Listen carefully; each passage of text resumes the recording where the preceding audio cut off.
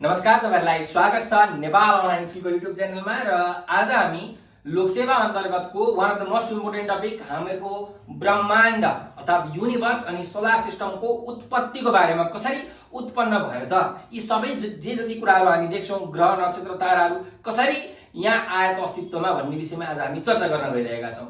र अब सुरु गरौँ। हाम्रो सुरुमा चाहिँ ब्रह्माण्डको उत्पत्ति, सौर्यमण्डल भन्दा पनि सुरुमा ब्रह्माण्ड युनिभर्स कसरी उत्पत्ति भयो त, यसका लागि विभिन्न थ्योरी छन्। ठ्याक्कै यो तरिकाले उत्पत्ति भएको हो भनेर भन्न सकिन्न, यो कुनै एक्सपेरिमेन्ट गरेर प्रुभ भएको कुरा हैन, यो सबै थ्योरिटिकल कुराहरू विभिन्न वैज्ञानिकहरूले दिएका कुरा हुन्। सबैभन्दा सुरुमा ब्रह्माण्डको उत्पत्ति सम्बन्धित सिद्धान्त कुन हो भनेर सोधेको छ लोकसेवामा। त कुन हो? Steady state cosmology model. यो ब्रह्माण्डको उत्पत्तिको बारेमा भन्ने पहिलो सिद्धान्त हो, प्रथम सिद्धान्त हो। सन् 1928 मा सर जेम्स जिन्स, जो एक ब्रिटिश एस्ट्रोनोमर थिए, सर जेम्स जिन्सले सन् 1928 मा दिनुभएको सिद्धान्त हो स्टेडी स्टेट कस्मोलोजी मोडेल। अब लोकसेवाका दृष्टिकोणले हेर्ने हो भने हामीलाई यसको मिति र कसले दिएको त्यो मात्रै थाहा भयो भने पुग्छ। तर तपाईहरुले के कुराहरू अलिकति बुझ्नुपर्ने हुन्छ जस्तो लाग्यो। सो हेर्नुस्, स्टेडी स्टेट कस्मोलोजी मोडेलले के भन्छ भने ब्रह्माण्ड अहिले जस्तो छ पहिले पनि त्यस्तै थियो र भविष्यमा पनि त्यस्तै रहनेछ, भनेको एउटै स्टेटमा रहनेछ भनेर यो स्टेडी स्टेट कस्मोलोजी मोडेलले भन्छ। तर पछि हाम्रो वैज्ञानिक फ्रेड होयलले अथवा हाम्रो हबलले के भन्नुभयो भन्दाखेरि युनिभर्स एक्सपान्ड हुँदैछ भनेर भन्नुभयो र यो स्टेडी स्टेट कस्मोलोजी मोडेललाई अलिकति मोडिफाई गरियो र के भन्यो भने ब्रह्माण्ड एक्सपान्ड हुँदैछ, तर ब्रह्माण्ड सँगसँगै ब्रह्माण्डमा भएका जुन म्याटरहरू हुन्छन् ती म्याटरहरू पनि बढ्दैछन्, जसको कारणले गर्दाखेरि ब्रह्माण्डको जुन डेन्सिटी हुन्छ, युनिभर्सको जुन घनत्व हुन्छ, युनिभर्समा भएका म्याटरको घनत्व चाहिँ जहिले पनि कन्स्ट्यान्ट नै रहन्छ भनेर यसरी स्टेडी स्टेट कस्मोलोजी मोडेलले भन्छ। त्यसपछि हामीहरुको अर्को थ्योरी आयो बिग ब्याङ थ्योरी। यो एकदमै प्रचलनमा रहेको थ्योरी हो, जसलाई हामी महाविस्फोटको सिद्धान्त भनेर पनि भन्ने गर्छौं। यो थ्योरी कसले दिएको हो त भन्दाखेरि हाम्रो जियोगेर्स लेमिटरले सन् 1927 मा दिनुभएको यो थ्योरी हो। र यो जियोगेर्स लेमिटर भनेको हाम्रो बेल्जियमका चाहिँ एकजना चर्चका पादरी हुन्, पुजारी हुन्, एकदमै शिक्षित हुन्छन् हाम्रो चर्चका पुजारी। सो जियोगेर्स लेमिटरले सन् 1927 मा दिनुभएको महाविस्फोटको सिद्धान्त, उहाँले आफ्नो एउटा लेख छ हाइपोथेसिस अफ प्राइमेबल एटम भन्ने लेख छ, जसलाई कस्मिक एग कन्सेप्ट पनि भनिन्छ। यो लेखमा बिग ब्याङ थ्योरी चाहिँ विश्लेषण गर्नुभएको छ, यसरी उत्पत्ति भएको भनेर। तर खासमा यो बिग ब्याङ भन्ने शब्द पहिले थिएन। बिग ब्याङ भन्ने शब्द सन् 1950 मा फ्रेड होयलले मजाकमा बिग ब्याङ भनेर यसरी भनिदिनु भएको थियो र त्यहीबाट यो बिग ब्याङ थ्योरी भनेर नाम रहन गएको हो। यी ब्रिटेनका फ्रेड होयलेको चाहिँ कारणले गर्दाखेरि बिग ब्याङ भन्ने नाम हामीहरुको यो आएको अस्तित्वमा। अब बिग ब्याङ थ्योरीले के भन्छ त? बिग ब्याङ थ्योरीको कुरा बुझ्नु भन्दा अगाडि एउटा ब्ल्याक होलको बारेमा म सानो कुरा भन्छु। हेर्नुस्, खासमा ब्ल्याक होल भनेको कुनै कालो दुलो होइन। ब्ल्याक होल भनेको एउटा तारा हो, एउटा मरिसकेको तारा हो, जसको डेन्सिटी एकदमै हाई हुन्छ, जसको ग्राभिटेशनल फोर्स एकदमै धेरै हुन्छ। हेर्नुस्, ब्ल्याक होल भनेको तारा हो, मैले भनिसके। त ब्ल्याक होलको यदि तपाईले 1 चम्मच माटो लिनुभयो, 1 चम्मच माटो लिनुभयो भने यो 10 वटा हात्ती बराबरको यसको तौल हुन्छ। सोच्नुस्, 1 चम्मच माटो ब्ल्याक होलको। त यो 1 चम्मच ब्ल्याक होलको माटो तपाईको टाउकोबाट सट्ट छिरो भने, यहाँबाट छिरो भने तपाईले चिरेर निक्लिन्छ, तपाईलाई थाहा पनि हुँदैन, त्यति भारी हुन्छ। र अब यो बिग ब्याङ थ्योरीले के भन्छ भने यो 1 चम्मच माटो जुन भारी छ नि, यति डेन्सिटी भएको हो, यसको एउटा ग्रह छ, एउटा तारा छ, पुरै एउटा ठुलो तारा छ। सोच्नुस्, यति धेरै डेन्सिटी भएको, यति धेरै घनत्व भएको माटोको 1 चम्चा माटो 10 हात्ती बराबर छ। त यो जुन माटो छ, यो माटोबाट एउटा पुरा तारा छ, ठुलो तारा, पृथ्वी भन्दा लाखौं गुणा ठुलो एउटा तारा छ। सोच्नुस् त त्यो ताराको डेन्सिटी कति हो, कस्तो होला, कति भारी होला। हो, के भएछ भन्दाखेरि त्यो ब्ल्याक होलको जुन माटो छ, एकदमै हाई डेन्सिटी भएको माटोको जुन तारा छ, त्यो तारा चाहिँ अचानक गएर विस्फोट भएछ र आवाज आएछ ठुलो, त्यही भएर बिग ब्याङ भनिन्छ। सो हो, त्यो तारा विस्फोट भएर त्यो ताराका टुक्राहरूबाट अन्य कैयौं ताराहरू, ग्रहहरू, उपग्रहहरू, ग्यालेक्सीहरू सबै बनेको हो भनेर यो बिग ब्याङ थ्योरीले भन्छ। ठीक छ। अर्को जो ब्रह्माण्डको उत्पत्ति सम्बन्धीको अर्को थ्योरी छ हाम्रो कस्मिक माइक्रोवेभ ब्याकग्राउन्ड रेडिएसन। यसलाई हामी कस्मिक ब्याकग्राउन्ड रेडिएसन भनेर पनि भन्ने गर्छौं। यो हामीहरुको माइक्रोवेभ ओभनमा पाएको कारणले गर्दाखेरि यसलाई cosmic microwave background radiation theory भनेर भनिन्छ। यो चाहिँ सबैभन्दा नयाँ धारणा हो, भर्खरै आएको हो। सन् 1964 मा दुईजना हामीहरूको अमेरिकन रेडियो एस्ट्रोलोजिस्ट हैन, रेडियो स्टेसनमा काम गर्ने चाहिँ अर्नो पेन्जियास र रबर्ट विल्सनले सन् 1964 मा दिनुभएको हो। र यो कुन सिद्धान्तमा आधारित छ भनेर लोकसेवामा सोधेको छ। त तापीय विकिरणको सिद्धान्तमा यो cosmic microwave background radiation theory आधारित छ। र मैले तपाईलाई अघि भन्न बिर्सेँ, बिग ब्याङ थ्योरी अनुसार हामीहरूको जुन पृथ्वी छ अथवा युनिभर्स छ, युनिभर्स चाहिँ 14 अर्ब वर्ष पहिले उत्पत्ति भएको हो भन्छ। र यो सिएमबीआर थ्योरीले पनि त्यही भन्छ। 13.798 प्लस माइनस 0.037 यति अर्ब वर्ष पहिले, भनेको करिब लगभग 13.5 देखि 14 अर्ब वर्ष पहिले नै हामीहरूको युनिभर्स चाहिँ उत्पत्ति भएको भनेर यो थ्योरीले पनि भन्छ है त। र यसले एकदमै धेरै मान्यता चाहिँ पाएको छ। र यो जुन दुईजना वैज्ञानिक छन् हामीहरूको अमेरिकन रेडियो एस्ट्रोलोजर अर्नो पेन्जियास र रबर्ट विल्सन, यिनीहरूले सन् 1978 मा यो थ्योरीको कारणले गर्दाखेरि नोबेल प्राइज पनि प्राप्त गरेका थिए। अब यो थ्योरीले के भन्छ त भन्दाखेरि, उनीहरू जो दुईजना छन् अर्नो पेन्जियास र रबर्ट विल्सन आफ्नो टेलिफोनको रेडियो स्टेसनमा काम गरिरहेका थिए र एक्कासी उनीहरूले चाहिँ एकदमै हाई एमाउन्टमा रेडिएसनहरू देख्न थालेछन्। पत्ता लागेछन् होइन, अब विभिन्न चाहिँ यन्त्रको मार्फत उनीहरूले थाहा पाए त्यो एउटा रेडिएसन चाहिँ चारैतिर युनिभर्सको चारैतिर छ बा।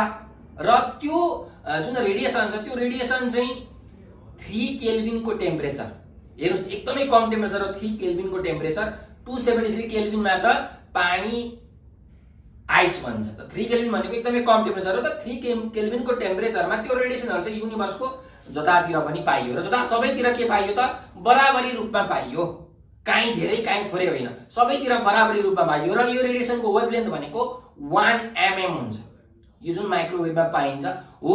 त युनिभर्स हाम्रो चारैतिर चाहिँ बराबरी फैलिएको छ, कहीँ धेरै कहीँ कम फैलिएको होइन, सबैतिर बराबरी फैलिएको छ भनेर भन्ने सिद्धान्त हो हाम्रो cosmic microwave background radiation theory.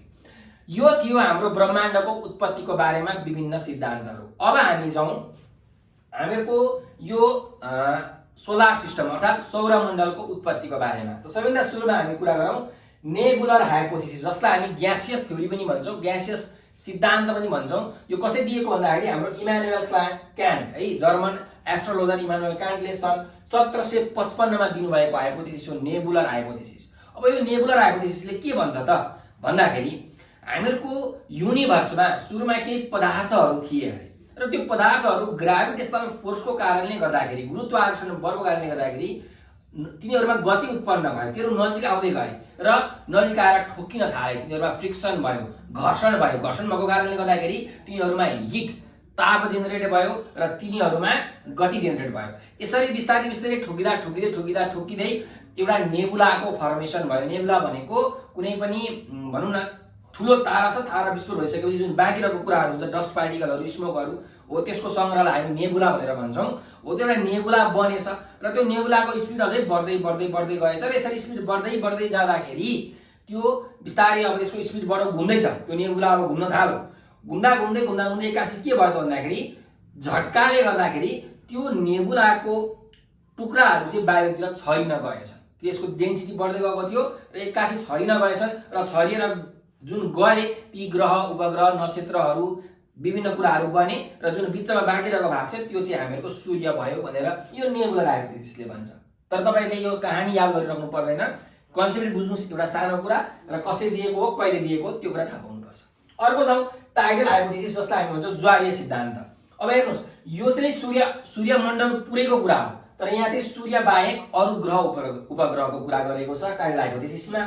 So tidal hypothesis अर्थात् ज्वारीय सिद्धान्त जिन्स एन्ड जेफ्रिज, ब्रिटेनका एस्ट्रोनोमर जिन्स एन्ड जेफ्रिजले सन् 1917 मा दिनुभएको यो थ्योरी हो। यो थ्योरीले के भन्छ त भन्दाखेरि एउटा चाहिँ सूर्य थियो, अब के भएछ भन्दाखेरि एउटा कुनै कमेट आएछ, पुष्रे तारा आएछ र यो पुष्रे तारा आउँदै सूर्यको नजिक आएछ। अब सूर्यबाट के निक्लिन्छ, ज्वार निक्लिरहेको हुन्छ, आँधी हुरी, सोलर प्रोमिनेन्सेस भनेर हामी भन्छौँ, त्यो आँधी हुरी निक्लिरहेको हुन्छ हो। त्यो आँधी हुरी निक्लिरहेको कारणले गर्दाखेरि अनि सूर्यको गुरुत्वाकर्षणको बलको कारणले गर्दाखेरि त्यो पुष्रे तारा चाहिँ सूर्यको नजिक आइपुग्यो र पुष्रे ताराले सूर्यलाई चट्टलाएर काटेर चल्दैछ पुष्रे तारा आफ्नो बाटोतिर।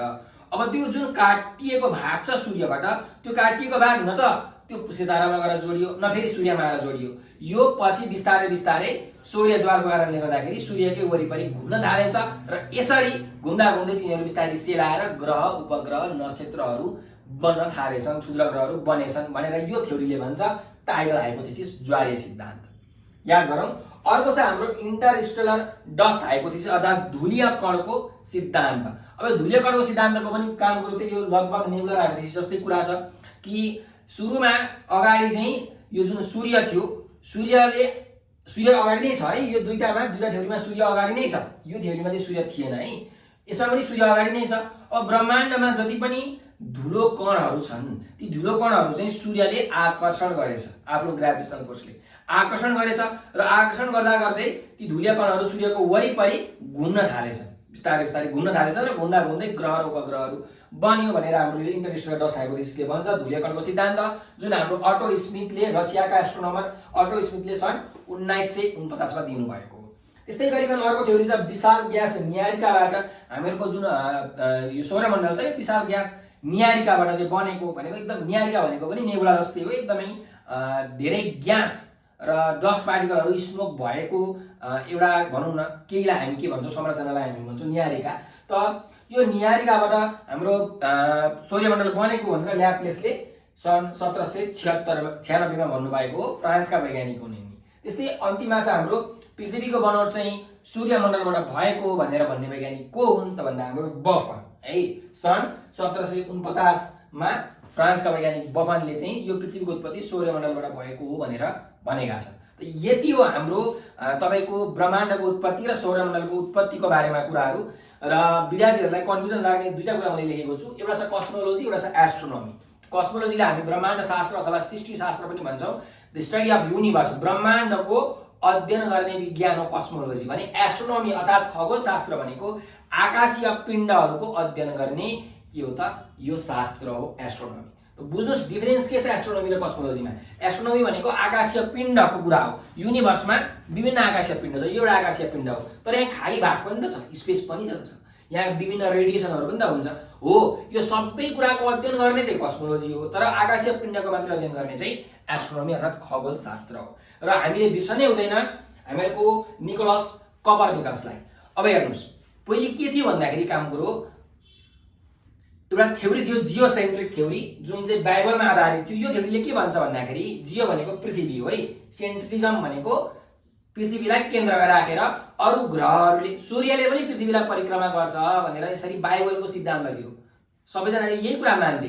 तर पछि ग्यालिलियोले आफ्नो टेलिस्कोप बनाएर हेरेपछि उनले के थाहा पाए भन्दाखेरि सूर्यको वरिपरि चाहिँ अरू ग्रहहरू, नक्षत्रहरू, उपग्रहहरू, क्षुद्र ग्रहहरू, पृथ्वी ताराहरू घुम्छन् भनेर उनले घोषणा गरेका थिए। घोषणा गरेका कारणले गर्दाखेरि उनलाई चाहिँ जेलमा चाहिँ चर्चका पादरीहरूले जेलमै हालिदिएका थिए। र पछि हामीहरूको निकोलस कपर्निकसले चाहिँ ग्यालिलीले घोषणा गरेका थिए, यिनले चाहिँ पुरै पत्ते लगाए, प्रुभै गरिदिए। निकोलस कपर्निकस जो त्यति बेला पर्सियामा जन्मेका थिए, जुन पोल्यान्डमा पर्दछ, उनले सन् 1543 मा के भने सूर्यको वरिपरि चाहिँ पृथ्वीहरू, अरू ग्रहहरू, नक्षत्रहरू, त्यस्तै गरिकन उपग्रहहरू, शिशु ग्रहहरू चाहिँ वरिपरि घुम्छन् भनेर उनले पत्ता लगाए। र यो थ्योरीलाई भनिन्छ हेलियोसेन्ट्रिजम अर्थात् हेलियोसेन्ट्रिक थ्योरी। हाम्रो ग्रीक भाषामा हेलियस भनेको सूर्य, सन हो, सो यसलाई भनिन्छ हेलियोसेन्ट्रिक थ्योरी। कसले दिएका हुन्, प्रतिपादक को हुन् त निकोलस कपर्निकस। 1543 मा पर्सिया अहिलेको पोल्यान्डमा उनी जन्मेका हुन्, पोल्यान्डका उनी वैज्ञानिक हुन्। सो यो थियो हामीहरूको सम्पूर्ण ब्रह्माण्डको उत्पत्ति, सौरमण्डलको उत्पत्तिको बारेमा छोटो जानकारी। र यस्तै हाम्रो ब्रह्माण्ड सम्बन्धित अरू भिडियो पनि मैले बनाएको छु, हाम्रो सूर्यको, ग्रहको, पृथ्वी ताराको, क्षुद्र ग्रहको। यस्तो भिडियोहरू तपाईँले हेरेर आफ्नो लोकसेवाको एक्जाम राम्रो गर्नु होला भन्दै म आज बिदा दिन चाहन्छु। हस्त, धन्यवाद।